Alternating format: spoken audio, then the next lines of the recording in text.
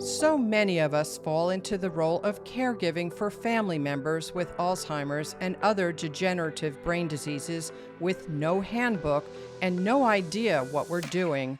Navigating complex issues like when your loved one should stop driving and how to keep them safe in their home can be confusing, exhausting, even overwhelming. There are practical dementia care skills that work, and a dementia care expert who is leading the charge in teaching good techniques to thousands around the world, so people living with dementia have a better quality of life and their caregivers are more successful and less frustrated. That's all up next on Still Time for Joy, where we share practical advice for weathering life's storms and inspiring stories of resilience. Hello, I'm Sandra Levine, host of Still Time for Joy.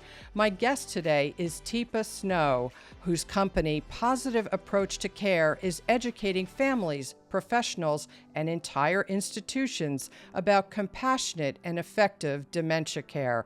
Welcome to the show, Teepa. Hey, Sandra, glad to be here. And wow, quite a bit of work you're doing. Well, thank you. And so many people have probably said this to you, and I'll join the chorus. I helped my mom, who had Alzheimer's disease, for about 10 years. She passed about 2 years ago. Boy, I wish I had known about you and your work a long time ago. I just found out about it recently, but my goodness, you have so many resources for families. So we're going to talk about some specific strategies for dealing with different situations. But before we do, just please tell the listeners a little bit about Positive Approach to Care and the work you're doing for not only family caregivers, but professionals and all kinds of institutions and corporations. Yeah, so I'm an occupational therapist by training, and I've been in practice for 45 years, Sandra. So the bad news is I was around. Unfortunately, we didn't get connected in a way that made sense. And that's really the issue. And so we've been working really hard at Positive Approach to be more available, to be out on social media, and to create resources that help people in the moment when they need it. And the hardest part is getting it to them in a way they can access it. And that's why your work is so vital, because you reach an audience that may be out there and needing something, and we don't make the connection. So just quickly tell me how you're getting that information out besides YouTube, besides TikTok, besides your amazing website. You also do a lot of lectures around the world and trainings. Especially, I'm interested that you're doing trainings for professional caregivers, not just family caregivers. Yeah, there's a lot of assumptions that professionals know what they're doing, when in fact, there's almost no training that involves how do you actually do these things with skill. And there's no requirement that there's any skill in delivery in any setting at this point across the US and around the world. There's no rule about you have to be skillful, you have to demonstrate ability. So we use training sessions, we use skill development sessions, we do online training, we do webinars. We're on Facebook, YouTube, Instagram. We are on TikTok. We also do one-on-one consults. We do family consults. We do organizational consults. And once a month, we do Ask Teepa Anything in the evening on one of the social media. And we also do a Let's Talk with people living with dementia once a month, where we bring people together living with dementia to talk. And let's see. Oh my heavens. We do Care Partner Support Series online and in person. So we do our very best to be available, and we do, in the moment contacts with us on the website. So we try our best to see if we can't meet people where they are, but the more the merrier when it comes to coming together.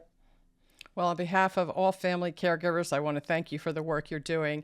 Let's take a look at one of your 2-minute TikTok videos that brilliantly demonstrates option 1 and a much better option 2 for navigating a trip to the grocery store. All right, we gotta these get. are nice. No, we don't need flowers, Mom. We're We over don't here. need I gotta get flowers? this stuff and get back to How work. about some blueberries? Oh, we can You do want the blueberries. That's it. Well, Or how have a about list. cheese? No cheese. Come on, Mom. Well, I've got. Come wait, on, Mom. Wait, they've got things. Okay, Yeah, they've got fine. things. Come How on. about some peaches? No, I don't need peaches. I gotta get What are these? vegetables. These look good. No, we don't need any of those. Well, where are you going? I gotta get the stuff over here. Well, what? Mom, How over here. Huh? Come on. Well, how about I some of go? these? No, I don't need that. Well, you never need anything. Come on, we've got like 10 I minutes. just know. Why are you being so much of a pain? I'm going to get the No, banana. Mom. No, we don't Well, need I want any of banana. this. I'm going to get banana. Mom, we can't deal with Here, the I'll just get no, one. we can't. You gotta put it back. Why can't I have I'll it? just come back another day. This isn't working. Well, why can't I? Can I have some grapes? No, we can't eat those. We didn't pay for them. We just gotta go. All right, you got the list? I got the list. Okay, what's up first? It says cabbage. Cabbage. Okay, that's, Mom. Oh, there's yeah. it's the purple. The purple one, Okay, yeah. I got it. You got the cabbage. It's over here. The purple one, yep. There's not those. Those are cabbage, right? No, those are cauliflower. Yeah, we're looking for the red cabbage. This is the cabbage. Yeah, I think You want this one? Yeah, that's the Which one. one do you want? Well, which one are you thinking? This one or this one? This one's prettier. That one's prettier. Let's go with that. Boy, it's heavy. That's heavy. Go ahead and put it in there. Yep. Go Okay. ahead and cross that off. All right, So we got where's it. the thing? Oh, there's the thing. Oh, yeah, there it is. Okay, we got that one. Okay, so what's the next? next one says potatoes. Potatoes. Okay. I don't see any. Let's They don't head have that way. Here? Let's see if they're around the corner. That's charcoal. See it? Charcoal? It is charcoal. Yeah, You're they right. dropped something on the floor. They dropped something. You got it? Get it? Oh, Oh. it doesn't. I'm going to put it here. Okay. Put it there with the others. What is that? Looks like No, those are peppers. peppers, but that's not peppers. Yeah, that's the What leaves. is that? Oh, Huh? what was next? Potatoes. Potatoes. Okay, let's There's get the bananas. potatoes. Oh, all right, right, banana. I'll get a banana. Oh, hey, Mom. Yeah. Are you hungry or something Oh, else? yeah. Look, I brought your favorite. You brought my thing. I brought your Oh, favorite. these are better than bananas. Yeah, those are better. I can't hear. Get it. It's not. Yeah. Well, it's not for me See, I either. told you. There it goes. I got it now. You got it. Here, hold that. Sure. Okay. Yeah. I can't do this and this. Yeah, it's okay. Go ahead Okay. and make sure. Better? Oh, yeah. Okay. Let's go ahead and get the list while you're doing that. Yep. Okay. Here we go. Right, what's next? Here's the apricot. Great job, Teepa. Your videos are such a wonderful resource. And for people who have never had a family member or someone they loved with dementia that they became suddenly responsible for, I want to tell you that I felt early on so many people kind of dismissed my mom. And I had this sense, and I'd love to know if you think my intuition was right. I had a sense that even as she really progressed in her disease, part of her was still there. Part of her still got it.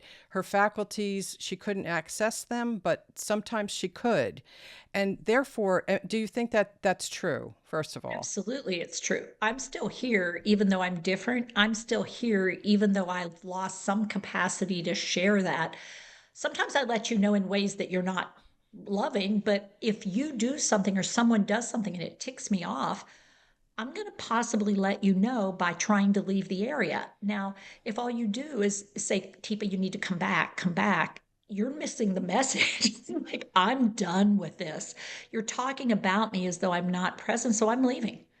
So it's important to treat people with respect throughout the journey.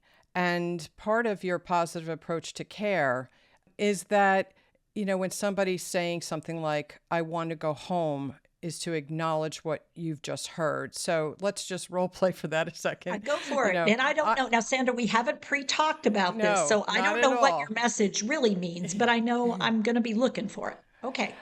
My mom was living in the assisted living, and she would pack her bags, actually. She was sneaky. She would get a hold of a clear garbage bag that the aides were using to clean up the rooms, stow it away, and when no one was looking, pack up all her stuff, take her paintings off the wall, and tell people that she was going back to Germany, which is where she lived as a child.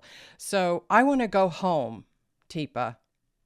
You're wanting to get out of here. You want to get home. Oh, hey, Sandra, let me ask you something. Do you need to do something there, or you just don't want to be here? I want to go home. You're wanting out of here and you want to get home. Home in someplace nearby or someplace different? In Germany. I want to go back to Germany. Hey, oh, you want to get to Germany? Wow. Now, Sandra, Germany, Berlin or somewhere else?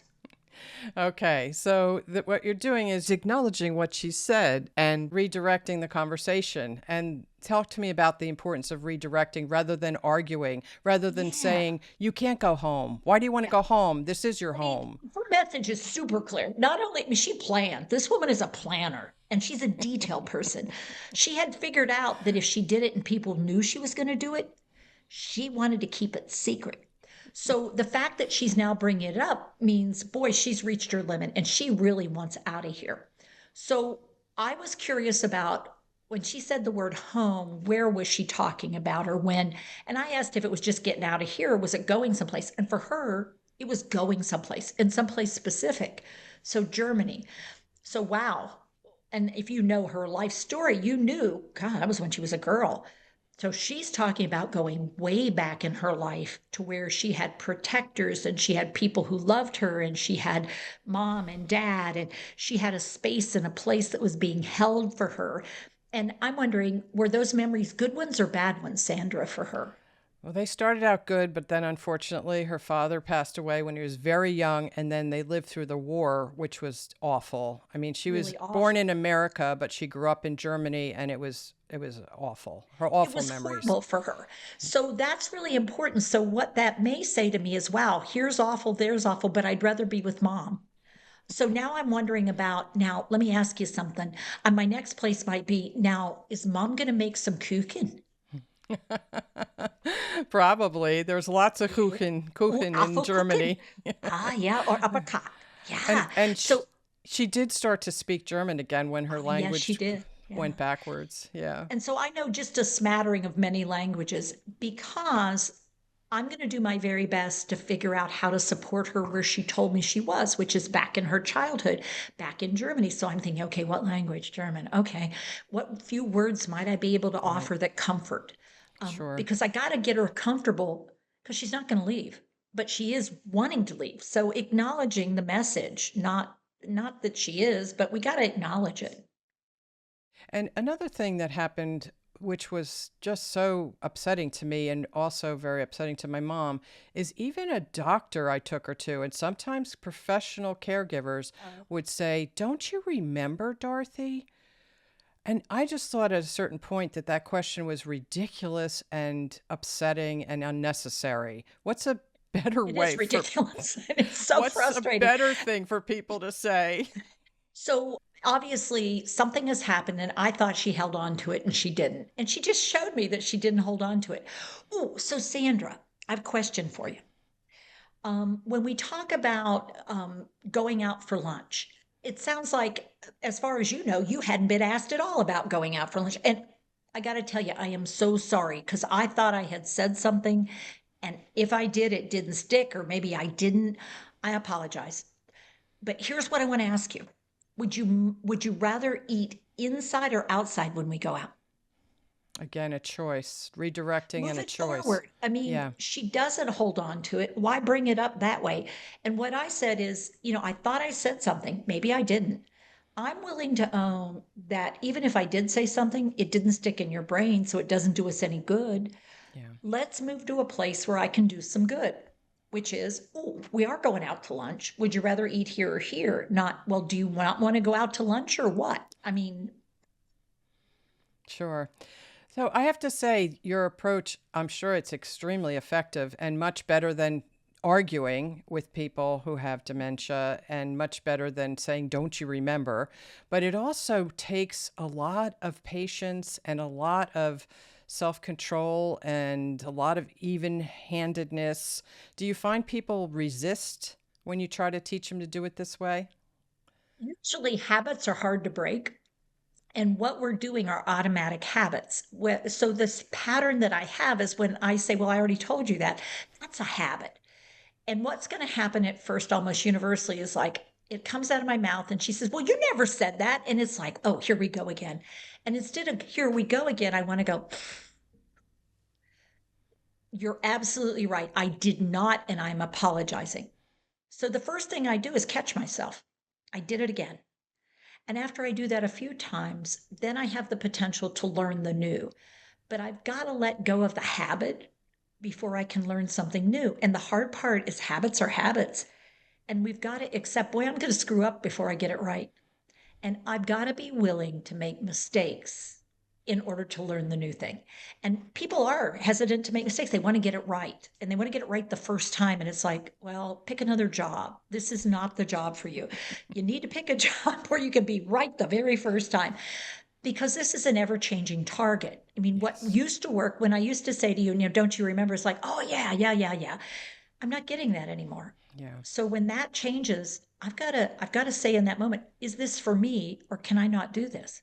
Yeah. And if I can't, I need to raise my hand and say, I need another person to step in here, because this is not for me and I can't. And that's just important to know it about yourself. It's nothing, anything wrong. I think too often, Sandra, we want people to be good at this, and we think we will be good at it. And we aren't paying attention to the data that says, I can fix computers, but I'm not good at doing this.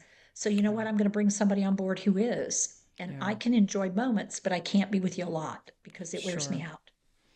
And we did bring in full-time aid, live-in aid for my mom for a while so she could stay in her home. And I learned a lot from some of them about how they handled certain situations. Like my mom would be packing up her stuff to leave. She even wanted to leave her own house for a while. Mhm. And I would say, like, I'm embarrassed now to say this, but I would say, like, why are you letting her do that? And she's like, what's the difference? She's Why filling would the I? day. Why It would? gives her something to do. And I was We like, could put it in the oh, car. We could go yeah, somewhere. We could come back and say, yeah. you know what? I'm sorry the flight didn't work out. Why don't we just stay here for tonight and we'll figure out what to do tomorrow? And I was like, wow, she's right. I'm going to try that more often. So you learn along the way, but it's certainly, you don't know everything to start with. But one of the things that was such a battle in our situation was driving. Mm. Oh, my mother was extremely independent. She was, well into her 80s and still had her car. And it was a real challenge to get her to stop driving. So, you know what we did? We had her take a driving test, an official driving test, and she passed it. Isn't that frustrating?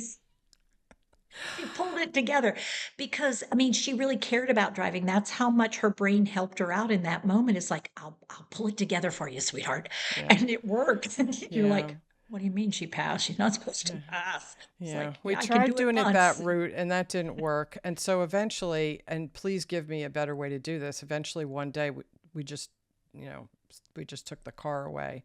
And what should we have said to her? How could you handle this better? I know some people unplug the battery so the car doesn't function. I don't think that's right. I think that must just be very frustrating. I've had people call AAA because they're not foolish. They know how you or get a new bat. I mean, people are really resourceful. What we didn't explore is the why behind the need to drive.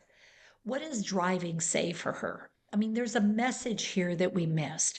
What she says is, when I lose driving, I lose me. When I lose driving, I lose my identity. Yeah. When I can't drive, I can't be where I want to be, how I want to be. And that's a really important thing to hear and go, sounds like driving's super important. I have a big favor to ask right now. For right now, the doctor is asking that you don't drive right now. And I'm wondering, would you rather I drive or the aide drive for right now? Just for a while, let's see how that feels. I know you're not liking it, but we're not going to put a limit. Anytime you want to go, for right now, what they're asking is one of us has to do the driving for right now. Now, I want to be real clear, it's not you and it's not the aide doing this. This is an authority figure outside of your control. And they're saying for right now, because the for right now gives hope, and your mom will still need hope. When you take away hope, you get resistance. Sure. So it's really important to allow some, and so, you know, I'm wondering, for right now, I need you to navigate. So do Hmm. you think I should turn left or right up here to get to the beauty shop? Because you've done it more often than I have. And whichever way she says, which way do you turn? Okay. And you say, God, I think I've gotten turned around here. I wonder if we should go back and try again or Oh just my keep going. gosh, that takes a lot of patience. But It in does. all seriousness, driving is a huge thing. And It right is a before huge thing. we taped this episode, there was a silver alert that just went out in my home state of New Jersey in Bergen County. Two twins, 82 years old, are missing right now, and hopefully they're found before we even finish taping this show. That both have dementia, got in the car, and they've been missing since early this morning. So the car is a real issue, and it's very tricky to keep people safe who shouldn't be driving anymore. Yeah, getting lost is one, but also safety of others is vital because my ability to judge speed of travel, a distance to objects, it could be really making determination about pedestrians, oncoming traffic, turning across lanes. Um, this is one of the most dangerous conditions to drive with, and yet 40% of people in the middle of dementia are still driving motor vehicles, and that's concerning. Sure. Yes, it surely is. And the other thing I wanted to ask you about was the wandering, leaving home. While she had a full-time aide, the aides were wonderful, but more than once, I got a phone call while I was at work. I don't know where your mother is. She had wandered out of the house and off on her own, and nobody saw it happening. Yeah, that doesn't surprise me given her later behavior where she was packing up in secret. Yeah, So the word I'm going to give you is a slightly different word. She eloped, yeah. like an elopement. Hmm. She was aware somebody was monitoring and she didn't want them figuring out where she was going and when she was going, which makes her leaving even more problematic because if you were to call her name, she's going to hide. She's not going to come out because she don't want to go back. She has a mission. She has in her mind a destination, but she's probably mistaken about where and how. So what we want to do is have more surveillance in the immediate exit areas so that we can see direction of travel. We may want to think about a device of some sort that can help us locate her. Yeah. We may want to actually have perimeter controls where it would make it more difficult. Yes, she can exit the house, but can she exit the yard easily? Right. We may want to look at, ooh, do we actually want a monitoring device that she doesn't know about at some point because any ones that she knows about, she's smart. I've had women leave their walkers and borrow somebody else's. I've had people leave their pocketbooks and take everything out of their pocketbook that they could find because they knew there was something that was triggering this thing after Yeah. the first couple times. People aren't stupid, they're developing dementia. And what I'm really curious about is wonder what's driving her need to leave. What is it about not being at home? She wanted to go to the bank generally, which was across about a 6-lane highway and a mile or two away. It was Yeah. very dangerous. And that's actually the last time it happened. It was in the evening. She had her pocketbook and she was heading to the bank. And we did move her eventually to assisted living because it wasn't safe. Yeah. So one of the things to think about, you figured that out. So I would say, hey, mom, I'm going to the bank. You want to come with me? Hey, Mary, let's go to the bank. Well, it's still daylight. Now I'm going to, I have a deposit. Did you have a check? I think you have a check you want to put in. Here, tell you what, let's go on and get that out of the way and make several bank trips during the day to try to make it less of a target. That's a different way of approaching it. It's called proactive versus reactive. Yeah. So we've talked a lot about how to help the loved one with brain changes. Do you also have suggestions? And I know we don't have a lot of time, but a couple of top one or two suggestions for the caregivers or the care partners who, this is sacred work, but even when your techniques work, can be exhausting. It really can. It can It be it is. can be overwhelming a little bit. So what advice do you have for caregivers who are really kind of, Okay, how many hours in a day should you work a job, Sandra? well, Do you that's think not, and I still work do a a good lot, job? so I What do you don't know think? that if that's a good question for me. I You work can't too work many hours. 24/7?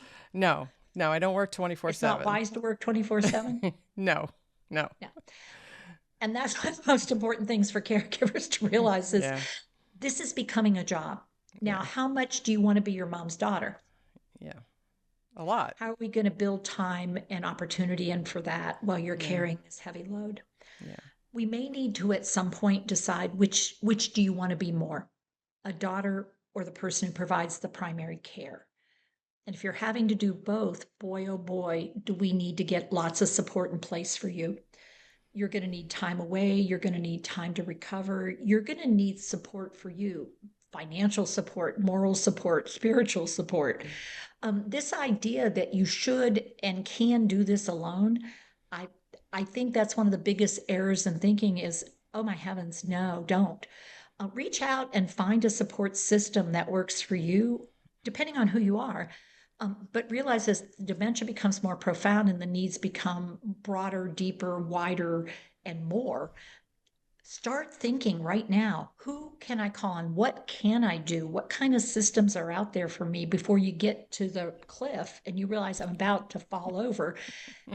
And say, I need help.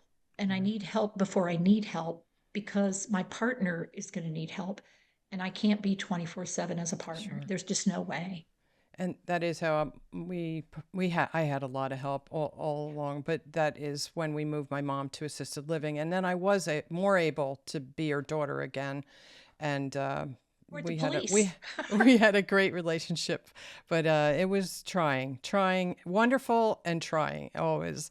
So I only have a couple more questions, and one is quickly, what about doctors? What about other medical professionals?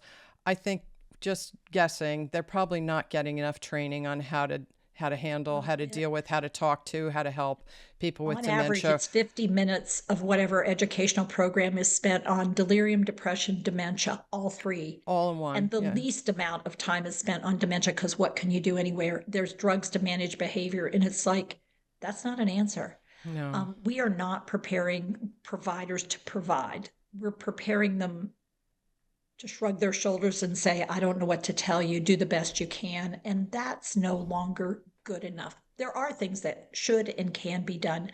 You're doing some of them, and that needs to become the norm, and it isn't. And you are doing amazing work in this area. Tell me, Teepa, about your vision for the world, really. How would you like to see this work? How would you like to see us progress? What's your number one change you want to see? I want to see us be so comfortable with dementia that when I notice it and I recognize its symptoms, it doesn't scare me anymore. It's just an opportunity to initiate something that can make a difference, get participation, and then evaluate where are we going now.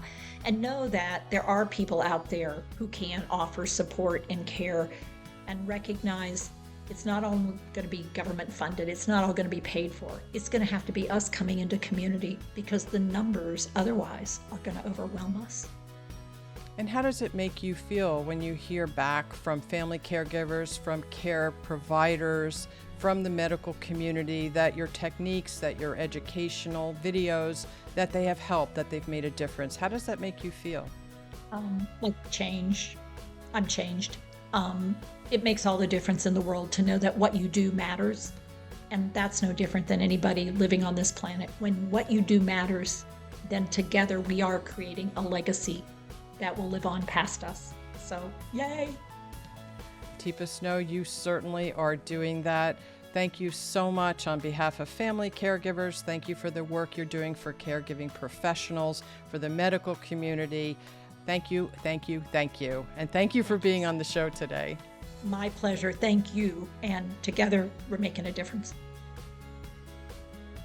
If you found today's show helpful, please share the information with someone who needs it and follow Still Time for Joy for more practical tips on weathering life's storms, as well as inspiring stories of people who have turned their pain into purpose. Please consider supporting the work that goes into producing the show on Patreon. Follow Sandra Levine Productions on Facebook and YouTube, and learn more at sandralevine.com.